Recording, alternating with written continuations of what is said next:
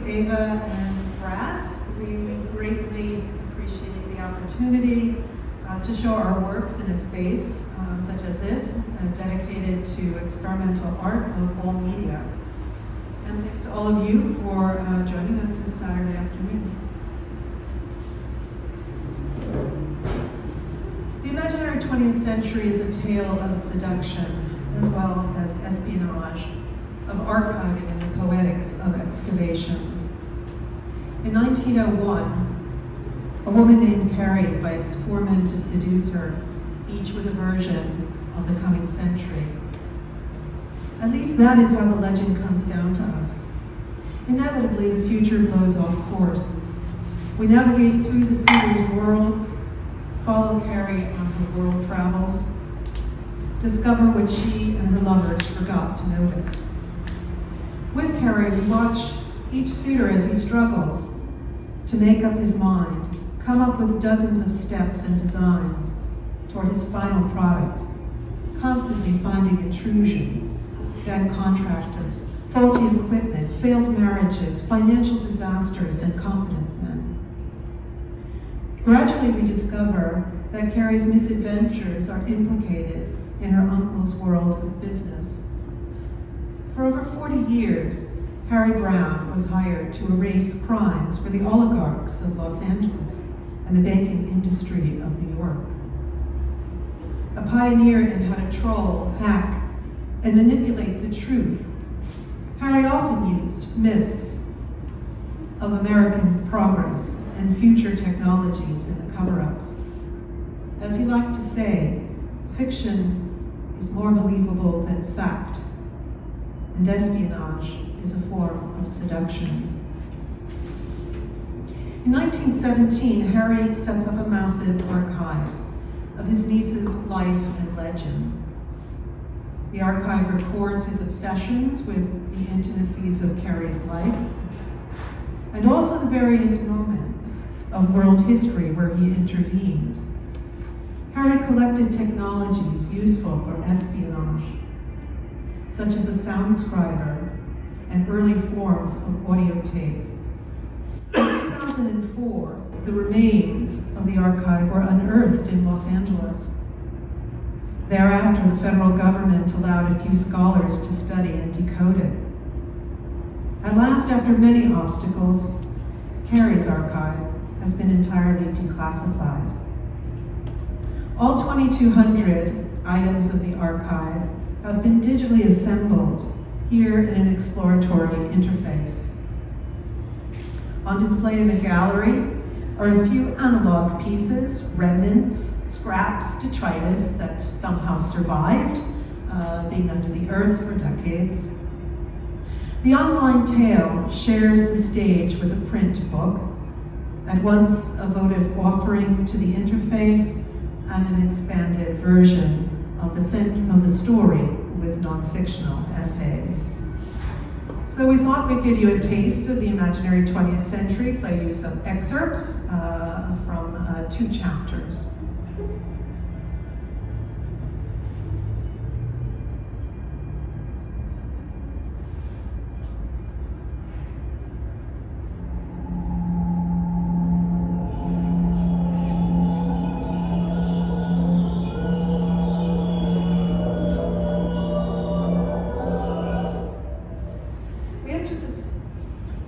We enter the story in Los Angeles in 1901 after Carrie's divorce and travels in Europe.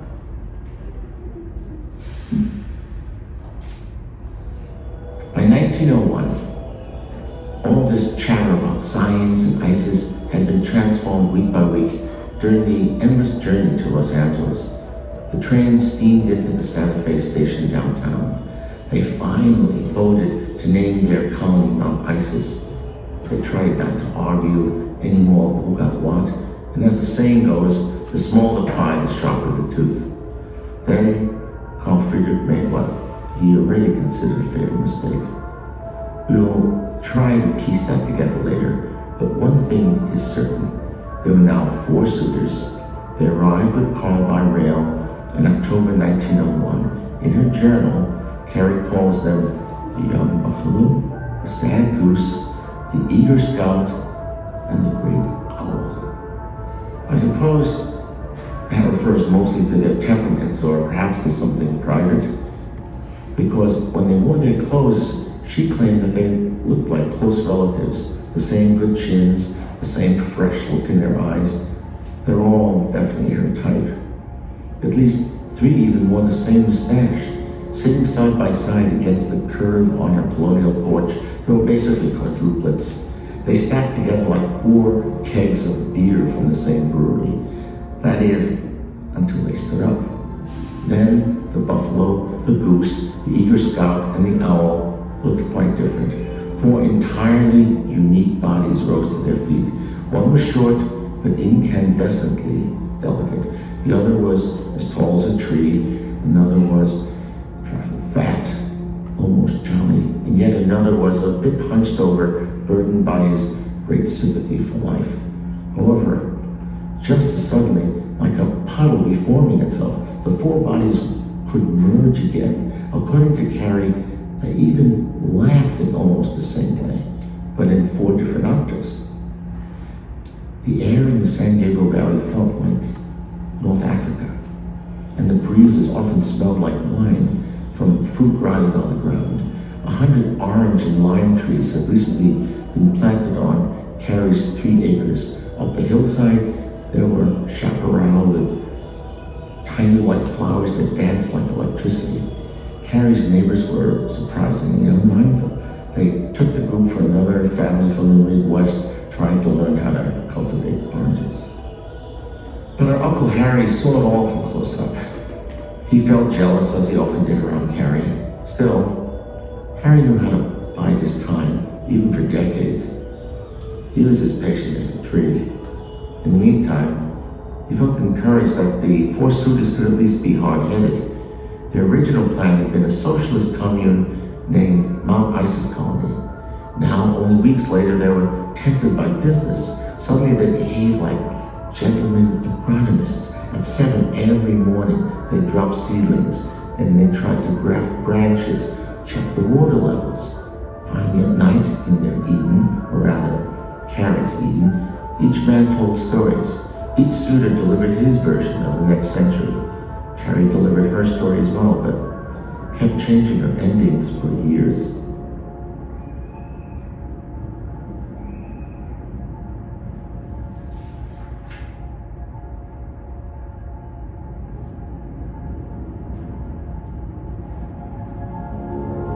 By the 100th morning, as their funds continued to dwindle, the suitors turned to very urgent practical matters. They tried to conjure up ways to sell their stories about imaginary 20th centuries to the public. Perhaps it could be theater, a mechanical vaudeville with sounds of molecules in the background, or a series of magic lantern lectures. There was talk of building panoramas or of publishing a magazine together, perhaps similar to the Land of Sunshine magazine. But instead of boosting the climate and dying missions, they would harvest the future, like fruit for scientific Pentecostals. Occasionally, on very late nights, conversation drifted back to the original plan, back to Zuckerkandel and to hotels in Paris and London, on the way to Los Angeles. Once again, they would finance that utopian colony with Carrie as ISIS. They would out-theosophize at Point Loma. They would bring back the ancient Egyptians and fly into the future. Then a silence resumed, and the crickets would take over. But one nuance in their conversation never left. It was always on everybody's mind. Their stories were peppered with erotic detail. Their imaginary futures were often naked and sweaty somewhere. When Gaston took his magnetic airship to the moon, the Africa he found there was filled with bare-breasted Bedouin ladies. When Hiram flew his anarchist airship over the evil armies of capitalists, a woman very much like Carrie was always beside him, brushing up against him as the air currents bounced the ship to and fro. Carrie surely must have had sex with at least one of these suitors. She certainly devoted hours alone with each, but her rule was constant. Everyone must keep their business to themselves. so it remains unclear what kind of pleasures were enjoyed in these private meetings. The absence of facts is in itself an erogenous zone. There is a mustard fragrance in the air. Sometimes the fragrance became oppressive. We know that at least 2 of the suitors bolted from the house regularly to find tobacco and perhaps women who were less disarming. Nonetheless, the competition around Carrie remained quite pixelated. I try to remember how the pixelation might have been.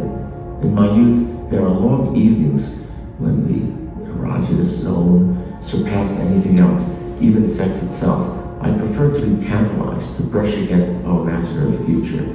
So it was for the suitors for almost a year, an early puberty that never quite matured until everyone's nerves started to crack. However, to the world outside, the presence of 4 men in those refined mustaches seemed to guarantee their celibacy and hard work. Who can imagine 4 men ganging up on one elegant woman? Carrie's house was also buried politely inside 3 acres with neighbors' acreage around her. Southern California was inventing new forms of privacy. It was also receiving hundreds of thousands of strangers from back east every year.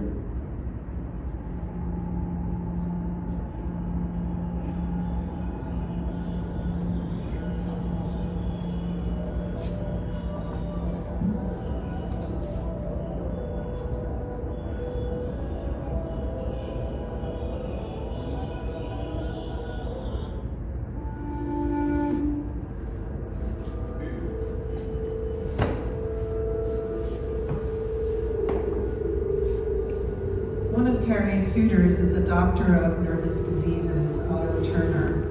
Here we enter his laboratory experiments. This is toward the end of the novel. The suitors all come up with their version of the 20th century, and Otto Turner's is the bodies without fatigue. 100 Carries, Scheherazade in reverse. Otto Turner's novel ran in 50 directions all at once, more or less like his life. 50 chapters scattered for 20 years like horses from a burning house. He began this story in 1901 to seduce Carrie on Tuesday nights. He stretched his Arabian Nights 1,000 years into the future, into hundreds of multiple personalities gone berserk and dozens of Carries. But at least the plot was basic enough. In 2059, a young doctor meddles with evolution. At a remote sanitarium, he makes dangerous mistakes. He builds 100 improvements for the modern body. Then, like many confused geniuses, he falls for his most beautiful mistake. The mistake looked dazzling, and of course, like Carrie, she was his 90th cure, the 90th body he tried to perfect. He treated each by releasing ancient qualities usually dormant in the brain. Then at last he paid the ultimate price. However, Otto was too enraptured with Carrie, at least in his memory, to decide what the final price should be. Thus, for 20 years, despite 6 jobs, a jealous wife and 3 sons, he keeps the torch burning for his imaginary 20th century.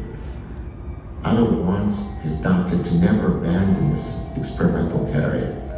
To protect her, his doctor relocates to a laboratory in very primitive country. He builds a hideaway inside dense clouds near roads that are washed out most of the year. There, he watches his new Carrie evolve beside him. He begins to mass-produce Carrie. He multiplies her through a miracle electromagnetic cure, and patients who intermarry with a race of ancients in North America. Otto's title for this novel was 10,000 Scheherazades, or Bodies Without Fatigue. In one scene, the doctor falls into a coma and starts to evolve faster than normal. He's at work checking the new Carrie's body sites, admiring her knees more than studying her reflexes.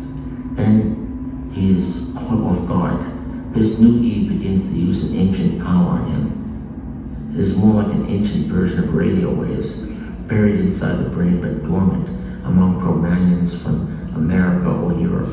For example, the new Carrie is essentially blind. Her retina is luminously blank like a crystal. To see distances with her tongue, she bounces sounds the way a bat senses distances in a cave. She can even ride a bicycle that way, blind. It is a power mammals needed millions of years ago to locate other mammals in darkness. The doctor naively takes notes, casually flirts, gets lost inside her eyes.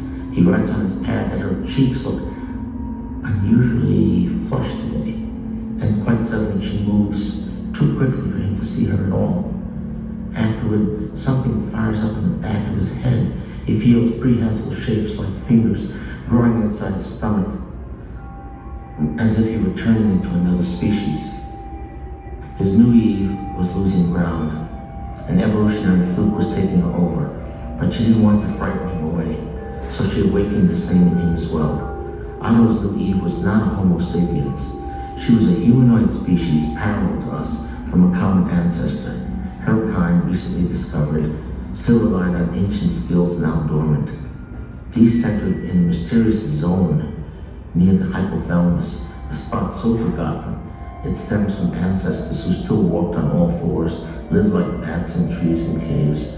She was a primeval remedy, like a rare plant, being recovered for the imaginary 20th century.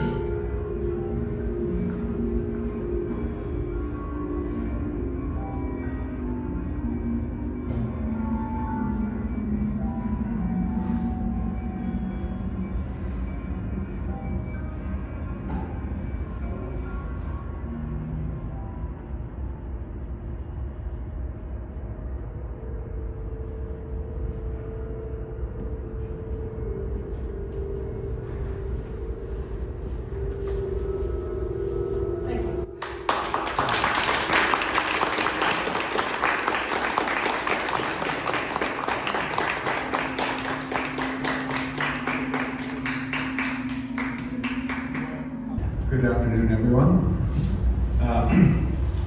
This is a film that began a few years ago, well, many years ago, really. Norman and I have been talking about it. We're sort of hallmates at Kellard's. For some reason, I'm down in the my office, although I'm in the film and video school. I'm down in the critical studies area. We got to know each other, and finally, I just thought it would be great just to record him, giving one of his talks. And so we did a few of those, and then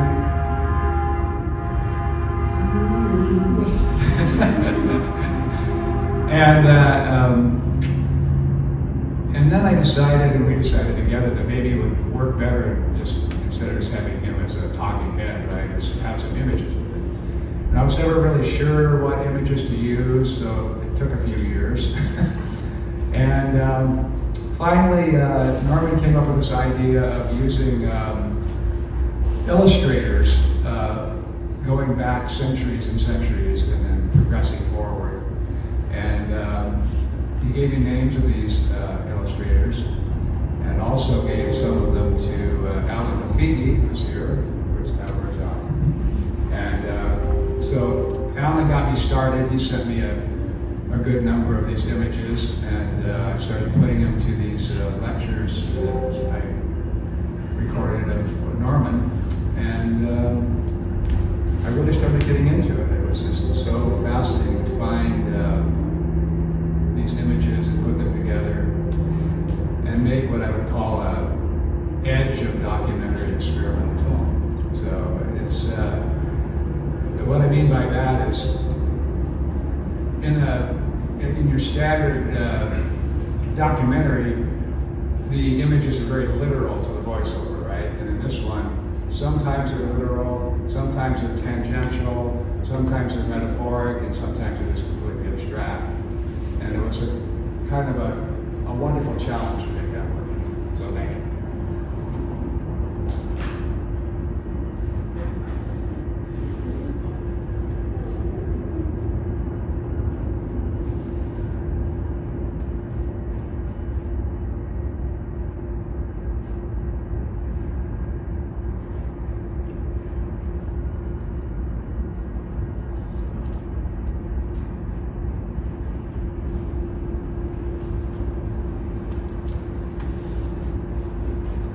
We begin in London, in roads leading up to London, and a particular family came from Wales. They would be Angewines. They would later be called the Angewine Brotherhood. They were a family who had lost their land in Wales, along with others, this whole series of enclosures that forced them off the land. They had got themselves into the army, but when you're in the army, you only stayed for 6 months or something at a time. It was a kind of gig economy. It never paid enough. There were pipers, and there's a reason why pipers, they were held with pikes that would try to stab the cavalry before it trampled them. The only way these kinds of army extras, if you will, these army gig workers, could survive is by being scoundrels and rogues themselves. That means there were small-time thieves, or they would come up with different kinds of confidence schemes, and they survived in that way. But finally, they reached a dead end, and there were so many people around them who looked like them. There was really no hope. The only hope that they could find was to try to get to the Atlantic coast, to the New World, and that meant you got yourself essentially indentured to pay for the trip, and then you stayed in the middle of nowhere. Well, it turns out for them it wasn't the middle of nowhere. It was just smelling of money to them, because it was the frontier. It was exactly the kind of world where their road mastery worked. They were basically skinning the frontier, as so many others did. They found it very easy to get around the indenture, which was only for a period of a few years anyway, head up into the wilderness, into the frontier, and begin to play one side against the other, particularly during the French and Indian War. There are apparently stories where they sold the same horses twice. They sold it to both sides, to the French and to the British, the colonists, back and forth, and wound up quite rich. Fat. They've never been this fat before, and that's dangerous for people like the Angewines, who are very repetitive, swindler types. That meant their children were pontified, wastrel types who spent the money like it never existed. They went through it so fast that within one generation, this legendary Angewine Brotherhood then became nothing. Then the next generation built it up again. So it's almost like every 30 years the Angewines would come back. During the Revolutionary War, they make a fortune playing again, angles back and forth, and then they lose it in the 1820s. There's the famous thing, Gus the Wind. How do you have a name like Gus the Wind? If you have any future, he blows it all together. He actually has 2 or 3 wives at the same time, who all hate him, and all simply squander his fortune. And then there's another Gus later on. This Gus we're talking about is in the 1890s, and he also doesn't have that special Angewine touch. He has a daughter who he, let's say, uses as a shill. She's very, very pretty, but she has a kind of mental stillness kind of problem, kind of bouts of depression that still make her very, very sexy, but he basically trades her off on the auction block, as he called it, to this wealthy, older man, kind of pervert. It's a very terrible marriage. But then he has a nephew who seems to have the better Angewine blood, if you will. This nephew, his name is Harrison, and he calls himself Harrison Brown, even instead of Angewine, because Harry Brown is an old joke among the Angewines. When you want to give a name that no one will remember and everyone trusts, you call yourself Harry Brown. So he calls himself Harry Brown. He goes off to Los Angeles, to Southern California, and there he builds a very interesting and curious kind of career. It starts right after he graduates from law school at USC in the Philippine occupation. He knows of a man, he's told about a man who he studied with, who had committed murder. He killed his mistress who was pregnant, and they asked him, these wealthy friends of this man, this family that he was, to come and see if he could clean up the problem. He cleans up the problem, and he makes it as if there was no crime at all. This is a man with special gifts for a city filled with a special kind of greed, a special kind of hunger for rapid development. So for the next 50 years, he's hired continuously to erase crimes that are dangerous. And the whole process gets more and more and more complicated in order as LA gets bigger and bigger and bigger. You find the crimes involved Wall Street, the crimes filter into all sorts of technologies that they're involved in, and then involve Mexico. And then in Mexico, it gets weirder and weirder because this is Mexico in the midst of a civil war. And in the midst of this civil war, the Germans are involved in espionage, the British want to control the oil, and they're involved in espionage. The Americans want to control the fruit and the oil, and they're involved in espionage. And he's in the middle of all of it. This is way over his head. This is where people get assassinated. It's one thing to get knocked around. It's one thing to lose money. It's one thing to be yelled at by Harry Chandler. It's another thing to get murdered.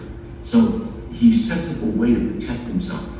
His niece has become kind of famous.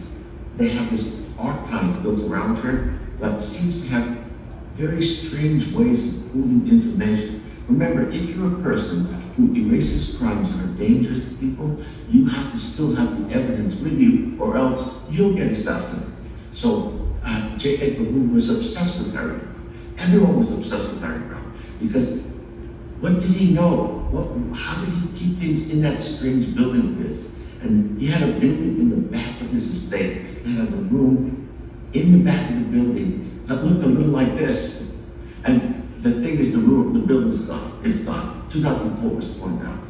But we know little by little more and more about the technology that was in it, because the archive, we recovered a lot of it. And it's called the Imagining 20th Century. You can see some of it. We think we know how operating, but lately we discovered something else that was strange. He had a lot of connections in New York that went back and forth. And in the early 30s, as he's getting to be an older man, the paranoia never stops. As the depression builds, there's one man who catches his attention, we discover. He's a Russian, and he's a Russian who has really strange skills, because he's a man who helped invent electronic music, but also helped invent cyber weapons. He's got this strange skill set. He can turn things into music or turn them into surveillance equipment. And he's used by the Russians during the war and afterward, and now he's living a high life in New York. He has this one woman, he has this Jewish woman, he's got this thing for her. She keeps, putting him aside, right? He has one strange instrument that is one of the most peculiar instruments ever invented. It's an instrument you play by never touching it. It's an instrument you play by almost freezing your body and putting all your energy into your hands.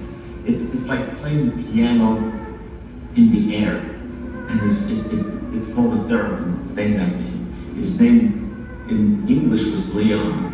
Even though it was kind of Lev Sergeyevich or something. And so he's got this two worlds. And you have Harry occasionally going back and forth because of these weird connections that he had. And apparently, something strange is possible with the theremin instrument, something that no one knows about until recently. It made a very, very odd kind of musical notation. It was almost impossible to inscribe it in the usual notation way. But there was a special notation for it. And the notation in a way resembles that Sherlock Holmes story where they have a music box with different cues inside the music box, and the cues become like letters, and the letters become stories. Apparently, there was some kind of espionage thing connected with the theremin instrument, and there are only two people basically seem to know how to operate it best. One was in New York, She was a woman.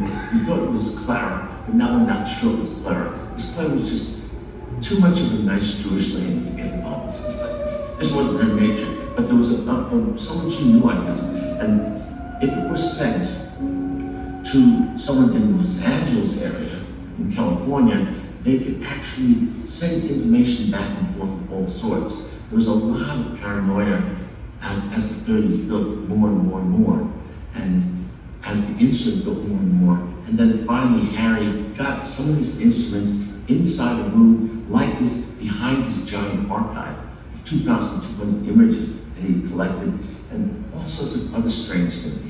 He had boxes of metal, right, that he kept in the walls. It was a very, very secretive environment, and somehow all of that boils together around 1938. 1938 is a very, very dangerous year. It's right before the war, which everyone knows is going to happen. It's at the height of the discovery of communism and Stalinism and all the perversities of that. It's in the middle of the Spanish Civil War. And it's also the moment when, in some strange way, it's not clear, this man Thurman disappears. They think he's dead, they don't know for sure, and it appears that in some way that's hard to identify, somewhere inside a room like this, the truth of how Thurman disappeared was known to Harry and was part of his file. And he had some technology that was used in espionage back and forth. He was very nervous also at that point because there was some crime movie series going on about a man who looked like him getting involved in crimes like this. And it was shown every week in the B side of regular movie theaters. It just went on and on. He tried to buy the company, he tried to hide the company. He got nervous about all this. We don't know all the details, but we know that it was another one of these moments when, let's say, entertainment, espionage, and Harry Brown met. And as we research it more, we may be able to find some traces, but we know it has something to do with this strange instrument, with the sounds that it made and the way that it developed, and with the idea that there is a relationship historically between electronic music, espionage, and this man in Los Angeles.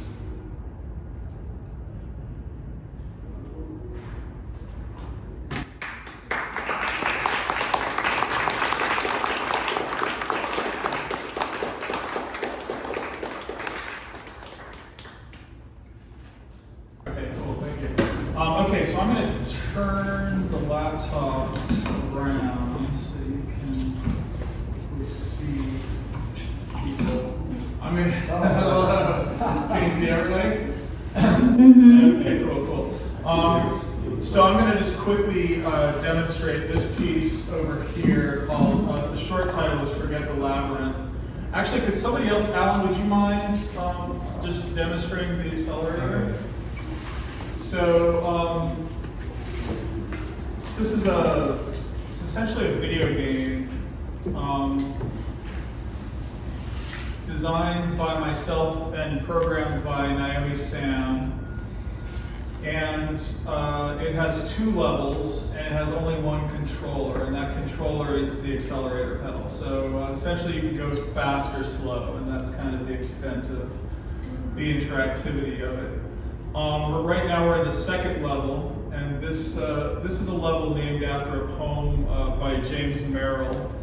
The first level is named after a poem by Sylvia Plath, and both of them are channeled poetry. So they both used Ouija boards in order to, or a Ouija,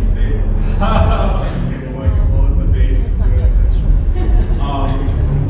Both of them used a Ouija board to channel this poetry.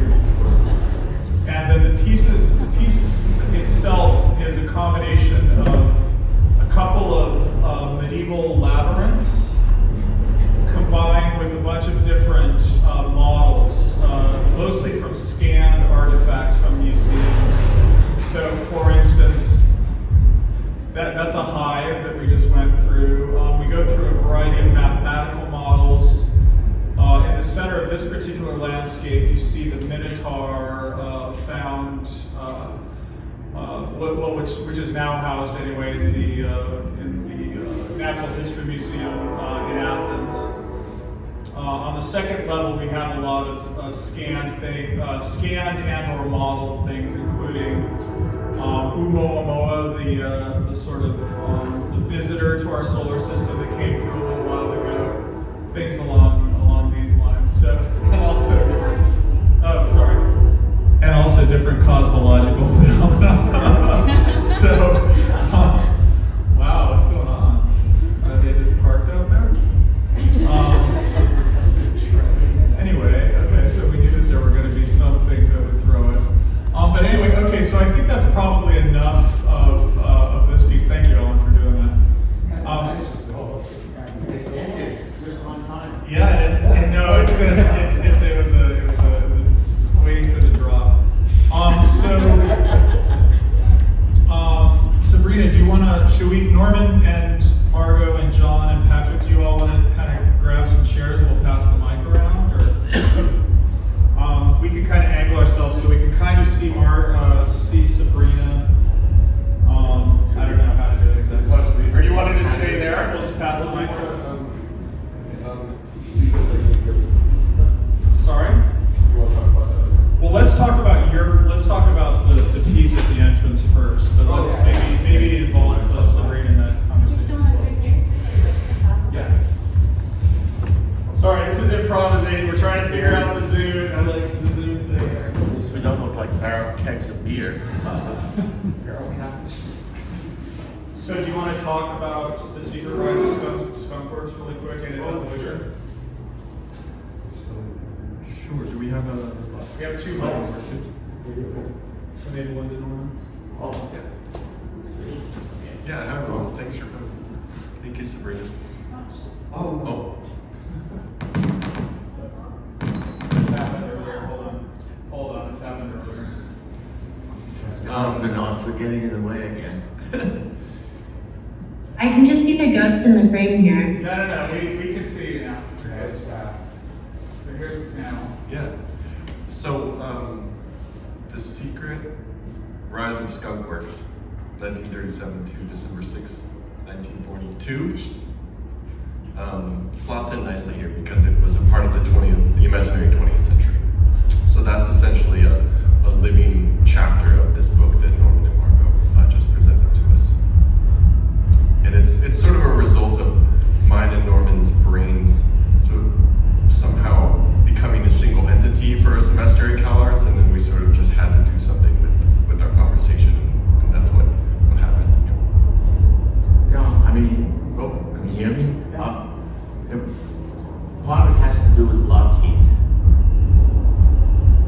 Lockheed is just almost a ghost in a shopping center now, but it used to be 65,000 people in some defense plants. And it turns out that Patrick lived inside Lockheed. It was a building designed and built by Lockheed, I guess, to help this defense industry troop and cohort built to go. And so we took the garage and discovered something interesting. Apparently, there was a problem in the late 30s because they knew a war was coming. But they weren't allowed to announce that because the isolationist weirdness of America was that, like today, right? It was kind of like a Trumpismo before. There is no world outside. There's only white men trying to protect their machismo, right? So they had to they went all the way to London. They cut a deal with the British to design warplanes for what was inevitably going to happen. And then they had to get back without anyone knowing, except the federal government. None of their rivals, like McDonald or whatever, had to know. The Americans couldn't know. The mayor, you couldn't be sure you could trust that son of a bitch, right? And then back and forth, back and forth. So they didn't know quite how to handle this. The only person who seemed to have a history of handling weird things like this was Harry Brown. So So Harry was, in effect, hired to get this thing to operate. So what Harry did is he found a man of rather limited intelligence, whose name devolved into Barney because there was almost no other way to pronounce it. And then he stuck him in a room in this garage, and he had to keep track of information, but never talk to anybody because he was too stupid to know what to say and too dangerous what he might accidentally say. So he had to only receive information and then get debriefed regularly. So to make him feel better, Harry gave him a special chair so he could snort once and smoke a little, but keep his hand near the telephone and near the radio that took messages from London, and then he could listen to Jack Benny also, and then keep track of what the police were discovering. And it was hard to know how to live with it, right? Right, and he loved to hunt, so he was sort of sitting in the room dreaming about shooting birds. I mean, it's true, right? It was something about Burbank. They liked to kill birds on the weekends, right? They went a lot of bird hunting. And so he would go bird hunting with his children, who later spent years with therapists explaining what the image of their father strangling little birds and blowing their brains out, right, had to do with their development, right? Obviously, a very odd character. And then he had some stuffed birds that he needed around so that he could feel less oppressed. And then even had a fake. The way we found this, all this, it's all, with the original version, everything was from 1937, am I right? Because you have this amazing connection. It was the prop house. Yeah, many of the pieces in that show came from a prop house in Burbank. The Warner's prop house. It's huge. It must be about 200,000 or 300,000 square feet. It must have a million seemingly useless things, but not if you're building the show. And you had a friend who advised us. Sure. Who was basically in charge. And when we said 1937, he got the story. And I remember him saying, would you like a phone from 1937, 1942? There was even unopened airmail from 1937. A cigarette pack from 1937. Everything had the chair. And as he went along, we would invent new elements of the story to match the shit that we were finding. And so, and then we have, but then it turns out there's another side to this, am I right? Because it turns out later on, there was espionage connected with Lockheed. True. So True. And your family knows something about it. Absolutely. Oh, that's true, right. But I'm interested in hearing your reflections, Sabrina. I know you didn't get to see this installation or the previous one in Burbank, but yeah. Yeah, thank you. I was just thinking about this while you were speaking and now being kind of in the space and out of the space, that it's been interesting that every time I have been sitting down to write or prepare for this talk, thinking about worlds or world building, about building narratives, about narrative elements, posed into sequence, and what kind of breaks or gaps or elisions that kind of complicate that unfurling, and trying to piece together these different parts in the whole or something. I've been hitting this kind of impasse or falling into this moment of sort of arriving at one end or one tale or one story, and then finding my own thought kind of breaking or falling or kind of falling apart as if, like somehow never quite getting there. And I feel like a part of what's interesting about that for me is that without actually being physically present, there's this sort of impossibility of encountering the works in person, and therefore it's like a series of sort of like run-on rabbit holes that I keep chasing or something, and turning around and inverting or something like that. And so when I was trying to figure out where to start or what my reflections would look like, all I could really think about, and Norman and I talked about this a little bit before this talk started, but was this sort of image of Wile E. Coyote and like suspended in the middle of the canyon in the Looney Tunes cartoons. And I came to think of this one sort of quote, which I can read from a book called Towards a Cosmopolitanism of Loss by Mariano Siskind, and it's a little bit long, but it will get me where I'm going eventually, where he writes, "Daily interactions and news from afar confront us with the faces of millions in pain who are not living but barely surviving this end of the world, swept over by a very real sense that things fall apart and the center cannot hold. And even those of us whose lives are quite comfortable and alienated, comfortably numb, are affected by a sense of dispossession, destitution, and disbelonging. This experience is very different from that of refugees and migrants, but nevertheless we feel lost in the world and are marked by this structural sense of loss, the loss of the conditions of enunciation that used to make possible the articulation of the dream or the illusion of universal emancipation by no longer having a world or a parcel of the world to call home. The experience of being in midair right after the rug has been pulled out from under our feet, like Wile E. Coyote in the Warner Brothers cartoons, when he's chasing the roadrunner and continues to run beyond the cliff. There's a moment right before he realizes he is in midair, when he continues to run, when he's still going through the running motions, right before he looks down and realizes that nothing will prevent his fall. I believe this describes our present situation quite cogently. There is no longer a world under our feet." And so, in trying to kind of locate my way around these parallel worlds or these sort of exercises in world building or sort of metafictions, I started to realize that the thing that I needed to locate was not necessarily the world itself or these sort of prototypes for different historical world buildings or however you want to call it, but was something about that absent center, something about the space of the break, the space of the canyon, let's say, which is something that within the Wile E. Coyote cartoons is something that Wiley is drawn to. That it's not only that we no longer have a world beneath our feet, which I think in Siskind's quote is quite true to a kind of present moment, but there's also something about being drawn into that gap or drawn into the canyon, which is important for the progression of the Chase cartoon, which is important in terms of understanding how Wiley, in this case,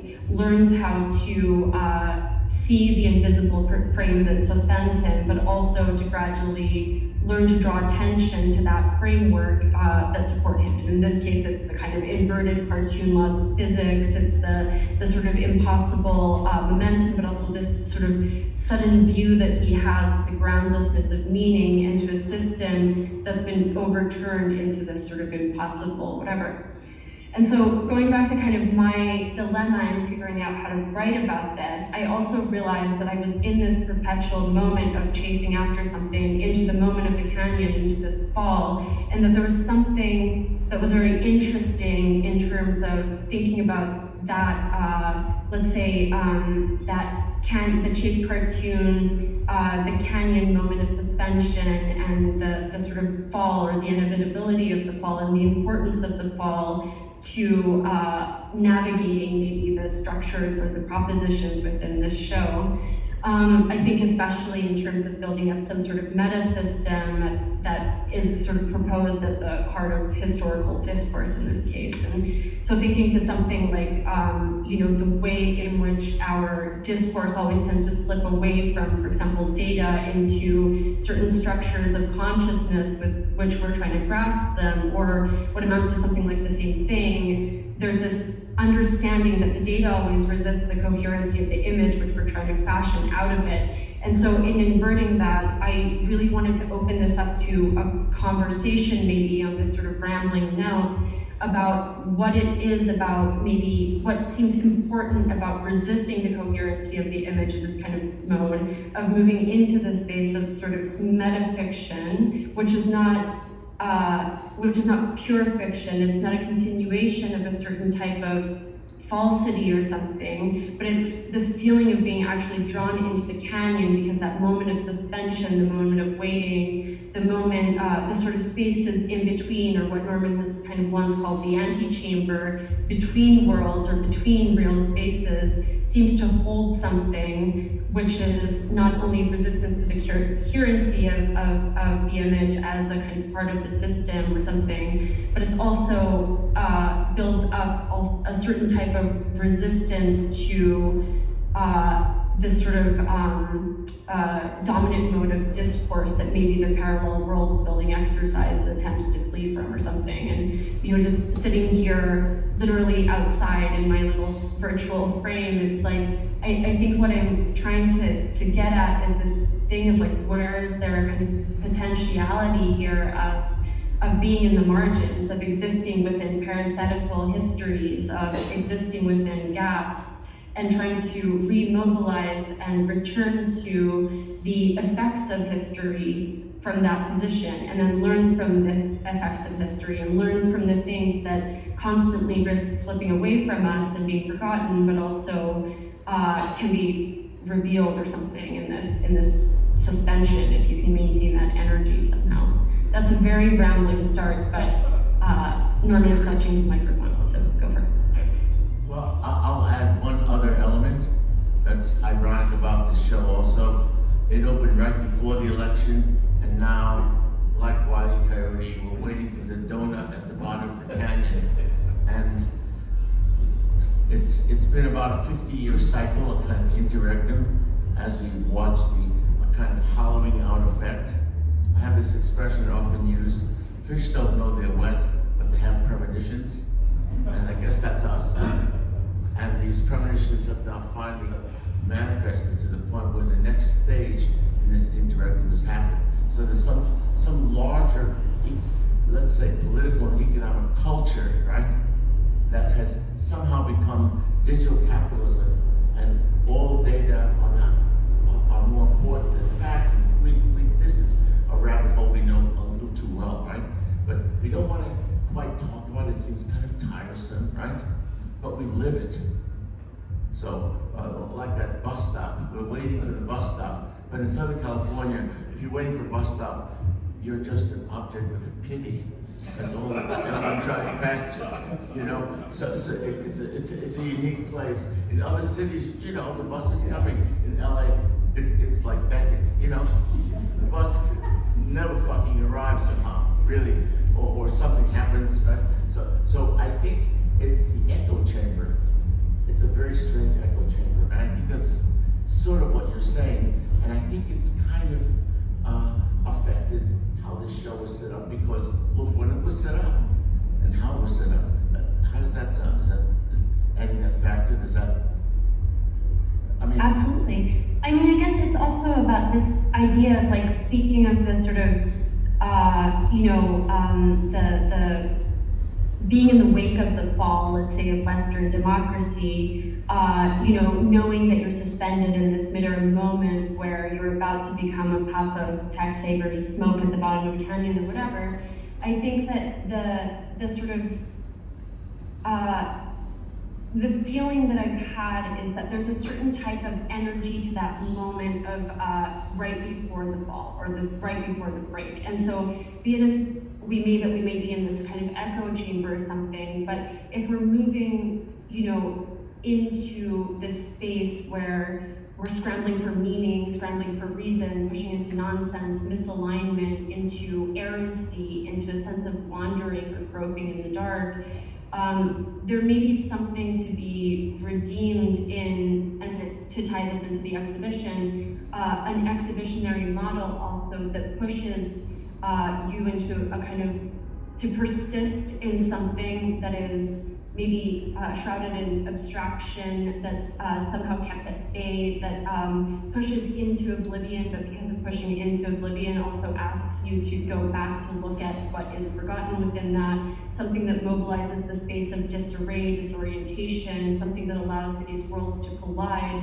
and to see what happens from those moments of discord. And I guess, like, the thing that I've been trying to figure out is how do we maintain the energy that moment? How do we maintain the break? How do we remember the interruption or return to kind of to make sense of it? And I think another thing about this is like looking into something like the notion of disaster, which is something that I've been working on all year.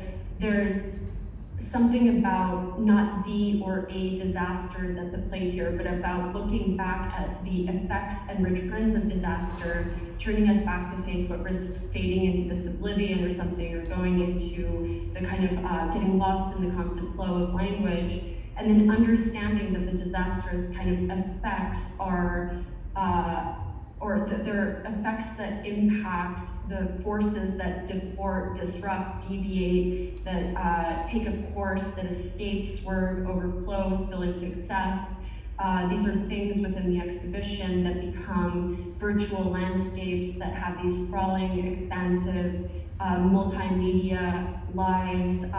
They're debris, literally space junk to stuff found in the street. And those are the kind of vehicles that maybe within this context carry on this kind of transformative momentum of that space of the break or something. And I feel like there's something really interesting in thinking about the forms in this exhibition as kind of forms of mobility that act as vehicles for the sense of the continuity or the sort of omnipresence of this kind of disastrous historical process or something as it's shifting under or shifting with perspective within the different works, from being something like the thought of the disaster, the knowledge of the disaster, the flight of thought, the interruption of something incessant, the continuity of history, you know.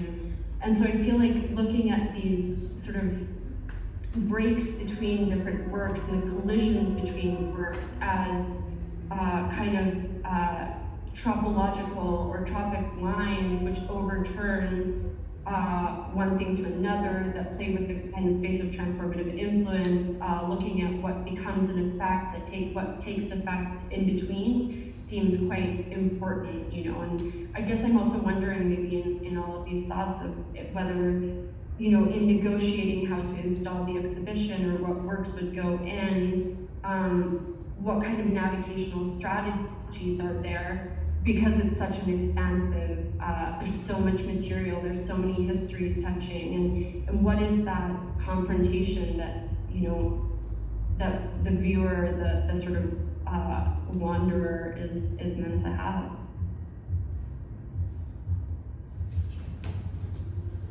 Thanks, Sabrina. Sorry, we've been assaulted by bass here all year. And I think we sounds like we're about to be re-assaulted by bass. Yeah, no, these are all really fascinating questions, and I think really interesting insight into the project. And I like the coyote hovering above the canyon as the image, and I can't speak for everybody here or involved in the exhibition, but that's definitely, I think, the sense that we have currently. You know, this idea of world building and this idea of things that are slightly, in the case of Norman's work in particular, this idea of worlds that could have been or almost were, or possibly even were, but are just outside of the official history, something like that, right? I think that all of those ideas helped structure the exhibition, and then Margo and Norman with this idea of the archive, right? And this idea of and Carrie's archive in particular, right? This sort of expansive, sort of Russellian, almost like universal archive that's constantly growing and expanding. I think, for me anyway, I think helped to come to this idea of an exhibition that's almost kind of like doorways, or whatever you want to call it, sort of, I don't like that. I think the word portals is overused at this moment, but this idea that there are all of these different works that are sort of, that lead into these these imaginaries that kind of skirt, you know, quote unquote official history. But then also, I mean, I think that there is something in the show about the fact that by retconning, you know, by retrospective continuity, for those of you not familiar with the term, by engaging in the retcon. All right, we're gonna have to re-up our Zoom here. Somehow this symbolism seems appropriate. Yeah, no, it makes total sense. But I think that there is a. I mean, Norman, you tell me if you think there's a sort of continuity between the works. Well, I would even say that what kind of culture fits a history of growing discontinuity? Almost every in fact, I would say in this case, Wile E. Coyote is losing his grip on the canyon, right? We have to redo the cartoon. I'm sure Chuck Jones would have found a way to make that, to redo the cartoon, because he was making his cartoon when it seemed like we were asserting some imperialist control of the world, and now it's very clear that a certain growing inequality, a certain weirdness, and a kind of erosion, right, has reached the point, a fever point, a point of inflection. And so it's like a giant interregnum, don't you think? Like the Pharaoh dies and you wait 50 years for a new Pharaoh. It turns out to be a bigger bastard than the old one was, right? Or however you might look at it. We're in some kind of interregnum, and it's very hard to build civilization when you're a moving target. So I think that's part of what Sabrina's trying to deal with. How do you build a civilization around feeling like a moving target? It's not easy, but it's going to be with us all. Margo, something. Yeah, it's just really interesting, your points about historical discourse and metafiction. And I would say that the notion of discursive becoming, that narrative is never, is always this process, like historical research, reconstruction. It always has that sense of discursive becoming, because it never is. It never has that stasis. It never completes itself. And the other issue too, Sabrina, I think that is curious, is the ways in which your image, it's a wonderful image of Wile E. the Coyote and the gaps and the elisions and the spillage and that sense of falling and falling and falling. There's also this sense of return, which I think is really strong in the show. And when I saw Forget the Labyrinth, the video game, I thought to myself instantly, special effects today. But that special effects, right, you return to special effects in early cinema, and it has the same magic, the same charm to it. And so part of, I think, with us as with Patrick and with John and working collaboratively as we've done on numerous works here in the show, and we hope to collaborate with Scott next, bring us into that collaborative mode, is that there is a sense of play, and that discursive becoming allows for play that is less about resisting official discourse. It's less about the sort of overturning some timeline of history, of art history, of whatever history you want, political history, and more this idea that you are moving in and around the spaces between, that you are manipulating data as we've done here. It's a vast manipulation of data. Whatever the sources are, it's the ways in which technology, but also the imagination. And so I think it's a kind of, to me, discursive becoming, which I perceive in a hopeful sense as a new kind of humanism out of this world of spinning and things always falling apart. And that things always falling apart is a Buddhist principle too. So it does have religious connotations to it. Things are always falling apart. This was very much an idea of Buddhist philosophy. And it's part of what you're talking about, sort of the West's adjustment the Western tradition and its cultural heritage, its intellectual heritage?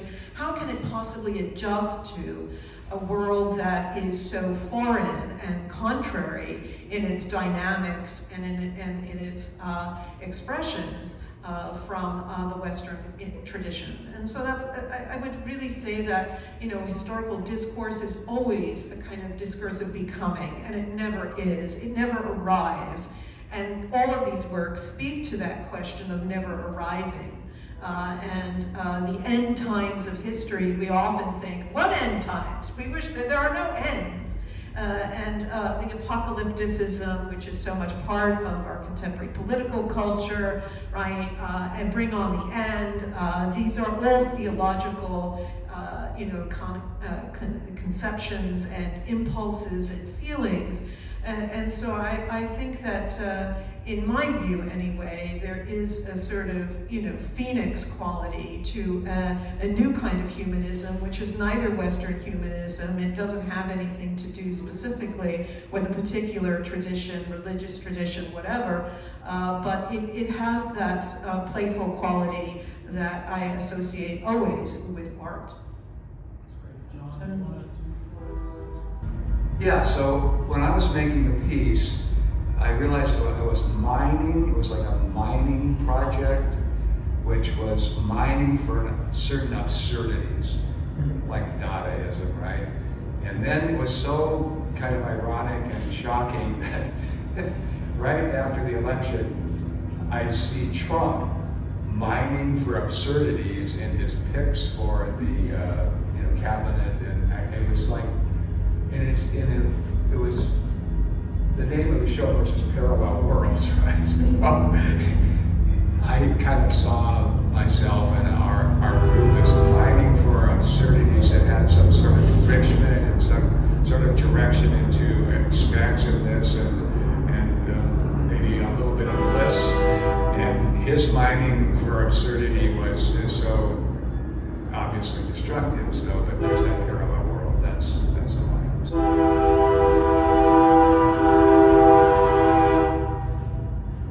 That's the future going past us. If you hear a collision in a few minutes, you'll know where it went. Yeah. Maybe we should say goodnight to Sabrina, who's stayed up very late. Yes, for us. Sabrina's done something very heroic. Yeah, what a wonderful.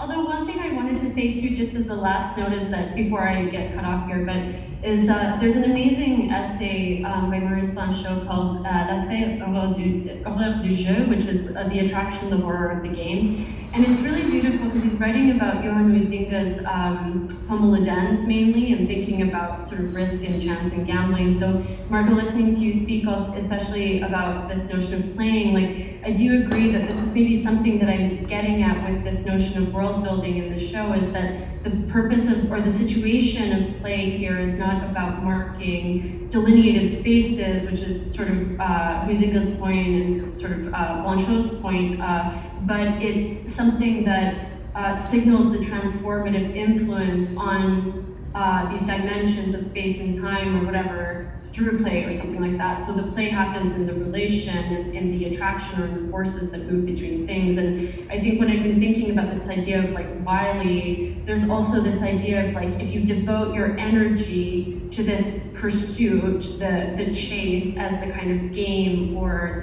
the trivial pursuit or whatever, you're devoting it to this purpose of chasing something out of, or Wiley is for sure, like chasing something out of failure or in failure's intensity, and that intensity of pushing into the game again and again, of going back into the risk, back into the chance, in order to figure out how to, let's say, in that process of, let's say, fragmentation, of sort of figuring out what transforms over time through difference, repetition, etc., returns, how do you maintain the space of the energy of the disappearance or the fall or the repetitive energy that is the kind of limit that allows us to overturn one thing to another or one form to another. And this idea of like being situated in a perpetual condition of becoming, which is exhausting.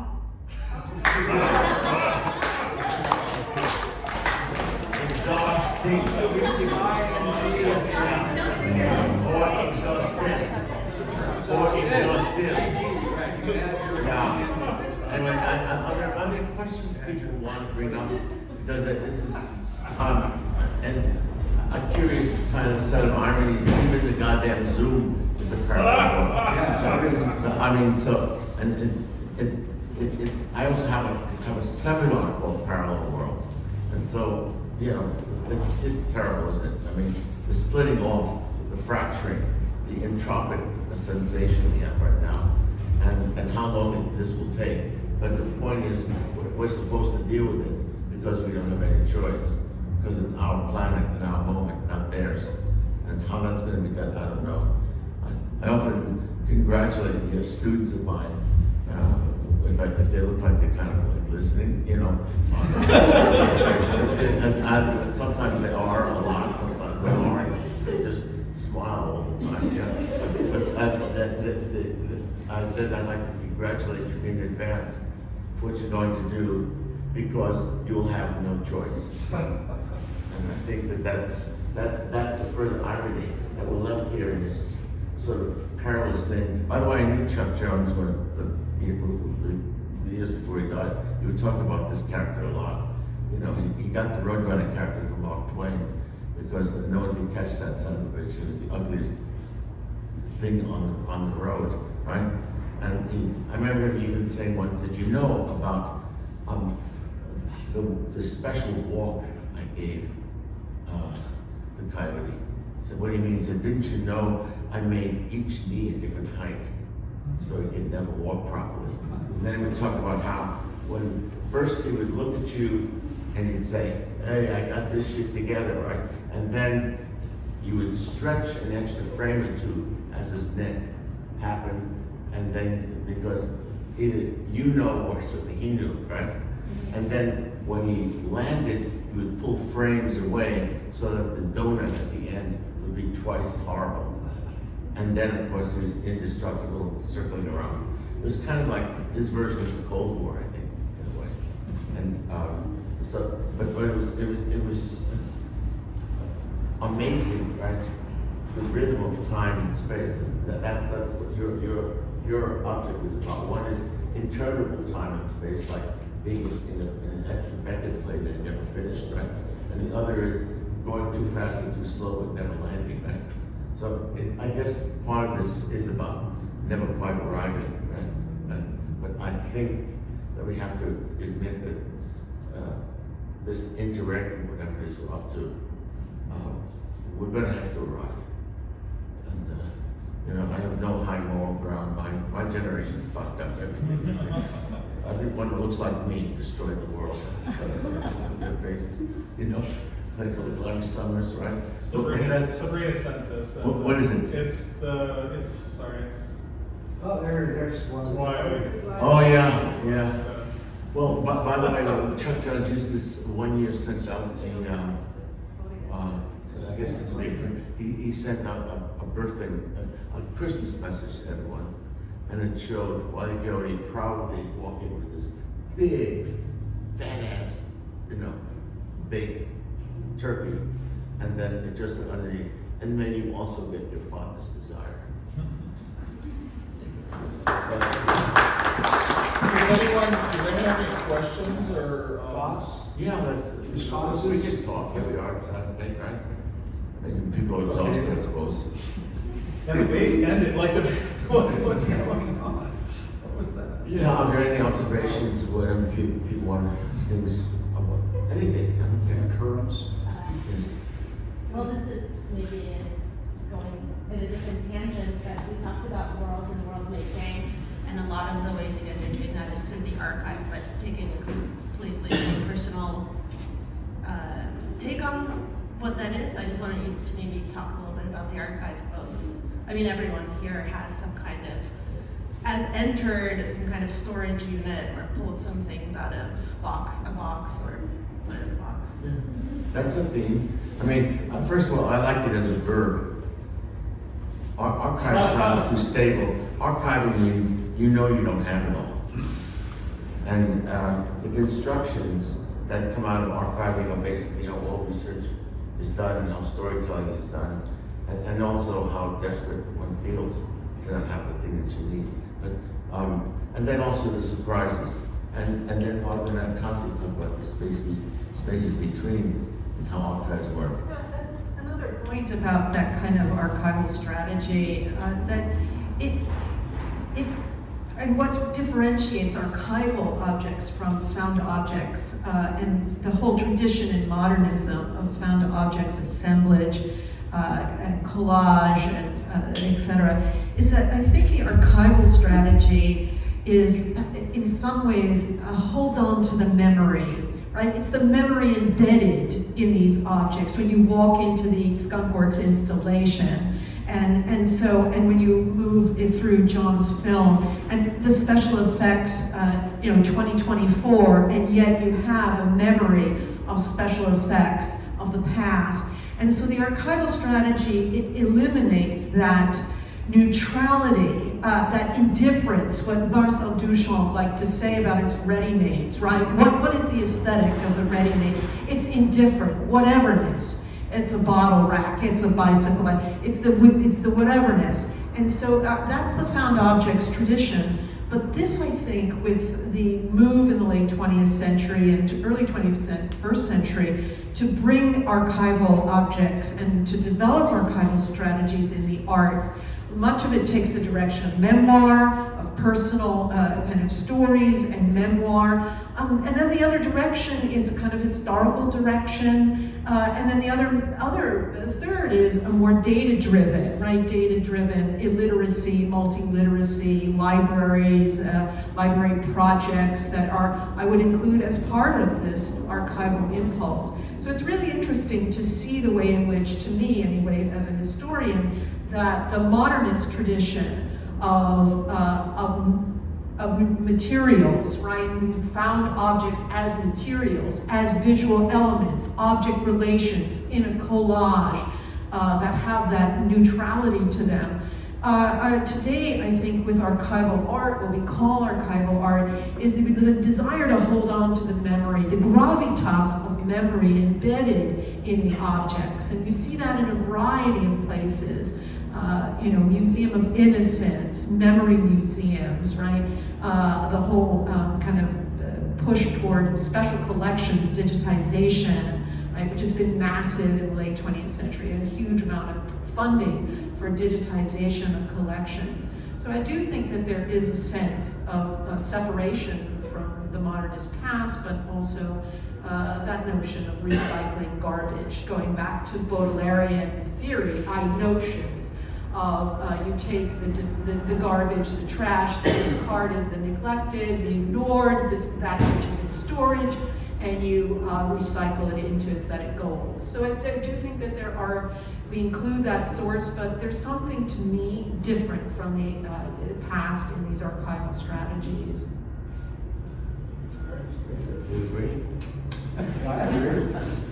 Well, I mean, obviously, I like what you said about the ready-made and indifference, and there's sort of an elevation here, right? There's sort of the opposite of the indifference, right? There's almost I don't want to call it a fetishization, but there's an elevation of these things, almost as kind of like, and you mentioned this earlier, Margo, this idea of holders of memory, sort of like holders of some sort of physical vessels for memory, touchstones or something like that for memory. So I think there's a lot of that going on in this show for sure. And many shows Yeah. having to do with this kind of work. Yeah. Thank you. Shall we call it a thing? Everybody good? All right, thank you all for coming.